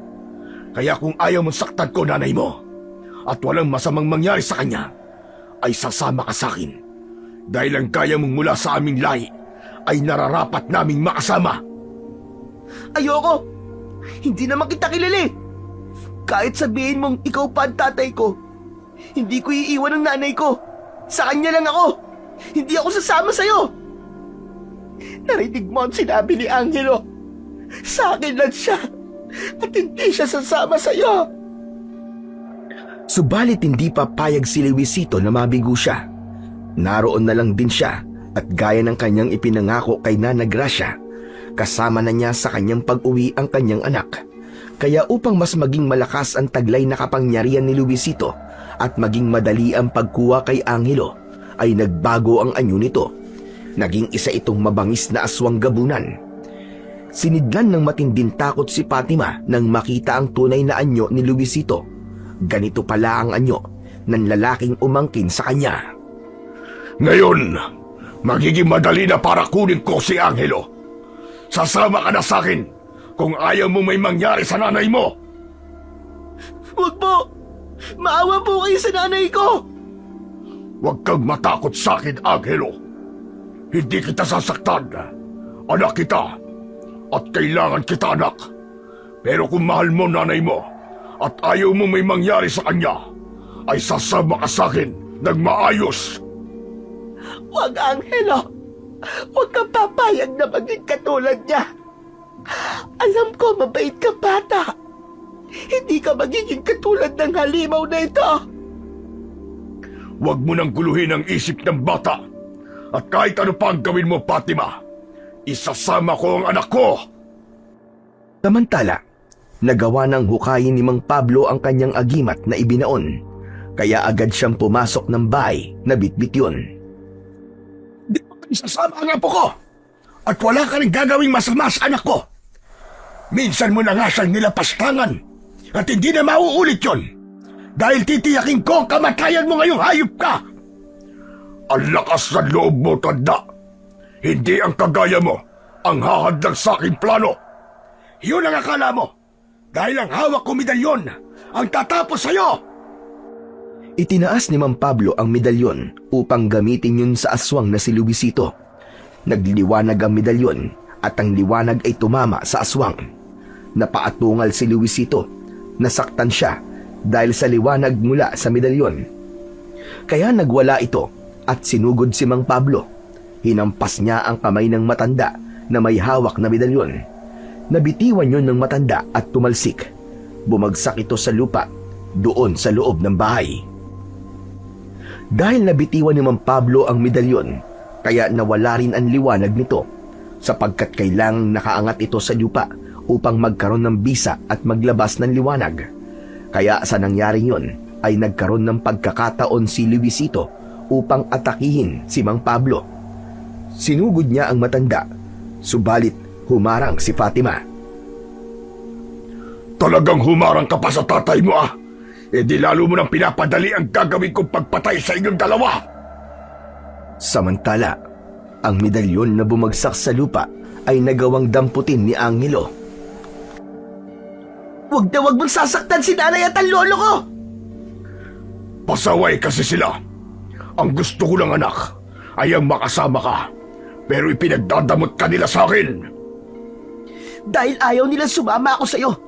Dahil masama ka. Aswang ka. Isa kang halimaw. Magiging katulad din kita. Hindi mo maipagkakaila yun at hindi mo mapipigilan. Hindi. Ayoko maging katulad mo. Ayoko maging aswang. Ayokong maging halimaw. Dahil masama kayo. Ikaw ang dapat mamatay. Tatay mo ko, Angelo. Makakaya mo bang patayin ang tatay mo? Wala akong masamang tatay. At lalong wala akong aswang na tatay. Hindi ikaw ang tatay ko! Itinaas ni Angelo ang medalyon na kanina'y hawak ni Mang Pablo. Biglang nagliwanag yun at tumama kay Luisito. Habang tumatama sa katawan ng aswang ang liwanag mula sa medalyon, ay tila sinusunog ang buong katawan nito, kaya walang tigil sa paggalaw ang halimaw. Nasasaktan siya at nahihirapan ang kanyang buong katawan. Sige, Apo! Huwag mong ibaba ang medalyon! Panatilihin mo nakataas para magpatuloy sa paglagablaban liwanag!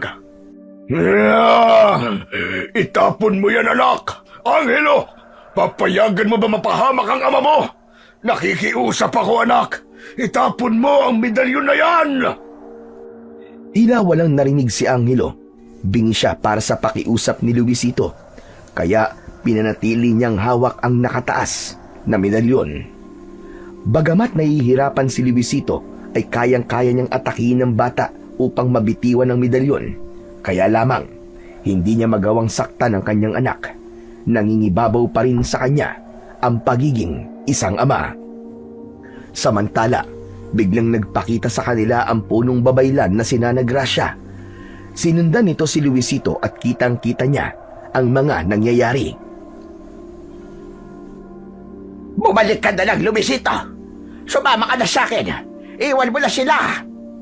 Nana Gracia, nangako ko na isasama ko ang anak ko dahil kailangan natin siya. Alam mo mangyayari kapag hindi ko siya naisama. Baka may paraan pa.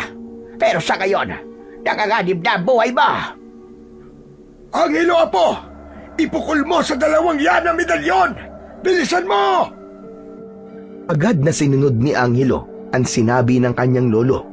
Ibinato niya ang hawak na medalyon patungo sa kinaroroonan ni na Luisito at ng punong babaylan.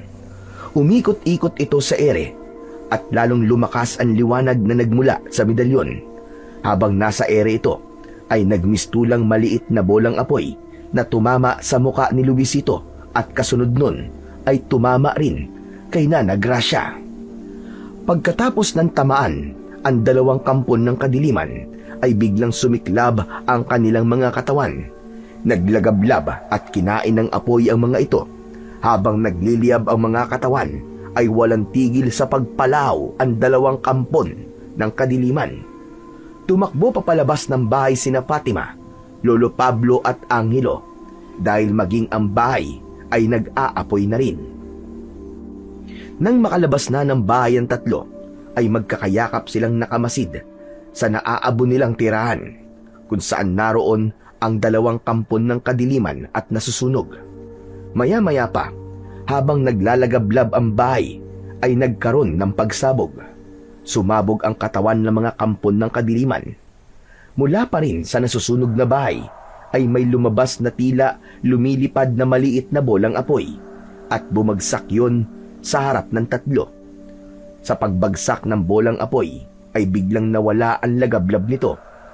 Lumabas ang anyo ng isang medalyon. Nagkatinginan ang tatlo. Yumuko si Angelo at pinulot ang medalyon. Walang init yon. Saka ibinigay yon sa kanyang lolo. Habang hawak ni Lolo Pablo ang medalyon, ay inilapit niya yon sa kanyang labi at hinalikan. Nagpasalamat siya dahil sa ginawang pagliligtas sa kanilang buhay. Natupok man ang bahay nila, subalit batid nilang maaari silang magsimula muli upang makapagpatayo ng magiging bagong tahanan. Ang mahalaga ay buo ang kanilang pamilya at isa man ay walang napahamak.